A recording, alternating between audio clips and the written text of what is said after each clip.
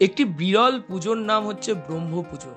আমরা কালী পুজো, দুর্গা পুজো, শিব পুজো সকল পুজোই করে থাকি, কিন্তু ব্রহ্মা পুজো খুব একটা করি না বা খুব একটা দেখতে পারি না। আর সেই বিরল ঐতিহ্যকে বুকে ধরে আজও পানিহাটিতে দাঁড়িয়ে আছে পানিহাটির ২ শতাব্দী প্রাচীন ব্রহ্মা মন্দির। পশ্চিমবঙ্গের যেখানে ব্রহ্মার পুজো প্রায় দেখাই যায় না বললেই চলে, সেখানে পানিহাটির চাউলপট্টি বা চেলেপট্টি অঞ্চলে প্রতি বছর শিবরাত্রির ঠিক ৮ দিন পর অষ্টমী তিথিতে অনুষ্ঠিত হয় এই বিশেষ ব্রহ্মা পুজো। ইতিহাস, বিশ্বাস আর লোক ঐতিহ্যের এক অনন্য মেলবন্ধন এই পুজো।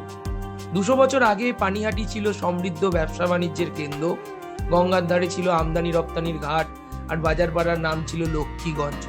বড় বাজারে প্রতিদিন উঠত তোলা, সেই অর্থেই হতো শিব চতুর্দশীর জাঁকজমকপূর্ণ শিব পুজো ও ৩ রাতের যাত্রার আসর। বাজারের কাছেই ছিল চাউলপট্টি বা চেলেপট্টি, ধান চালের আড়ত, বড় বড় গুদাম ঘর, ভোর থেকে গরুর গাড়ির যাতায়াত, বালাম, ঝিঙে, পেনেটি, কলমাদি চালের বেচা কেনা।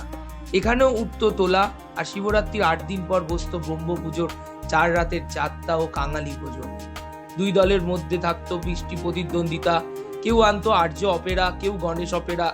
একদল বোঁদে দিল তো আর একদল জিলিপি, কিন্তু কোনো হানাহানি নেই, এ ছিল উৎসবের আনন্দময় লড়াই। কিন্তু কিভাবে এই ব্রহ্ম পুজোর সূচনা হলো পানিহাটিতে, জানতে ইচ্ছে করছে? হঠাৎ এক ভয়াবহ অগ্নিকাণ্ডে চাউলপট্টি বা চেলেপট্টির বিস্তীর্ণ এলাকা ভস্মীভূত হয়। ঘিঞ্জি গুদাম, খড়বাসের চালাঘর আগুনের প্রকোপে সব পুড়ে ছাই। তখন কিন্তু দমকল ছিল না, ছিল না আধুনিক সুরক্ষা ব্যবস্থা। এই বিপর্যয়ের পর স্থানীয় ব্যবসায়ী ও বাসিন্দারা বিশ্বাসের আশ্রয় নিলেন।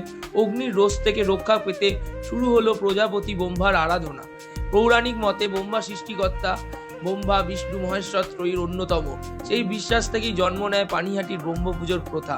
আজও শিব চতুর্দশীর ৮ দিন পর অষ্টমী তিথিতে এখানে ব্রহ্মার মৃন্ময় বিগ্রহ প্রতিষ্ঠা করা হয়। চতুর্মুখ ব্রহ্মার সঙ্গে থাকেন সাবিত্রী ও সরস্বতী।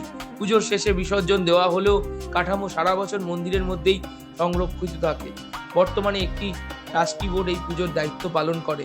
সময়ের সঙ্গে সঙ্গে অনেক কিছু বদলাচ্ছে। আগুন লাগলে এখন দমকল আসে, গুদামঘর হয়েছে পাকা, কিন্তু ২ শতাব্দী প্রাচীন এই ব্রহ্মা মন্দির আজও সাক্ষী হয়ে আছে এক বিশ্বাসের, এক ইতিহাসের। বিরল ব্রহ্মা পুজোর এই ঐতিহ্য শুধু ধর্মীয় আচার নয়, পানিহাটির সামাজিক ঐক্য, ব্যবসায়িক স্মৃতি আর লোক সংস্কৃতির জীবন্ত দলিল। বর্তমানে ব্রহ্মা মন্দিরটি ক্রমে ক্রমে ভেঙে যাচ্ছে। স্থানীয় প্রশাসনকে অনুরোধ এই ব্রহ্মা মন্দিরটিকে সংস্কার করার জন্য।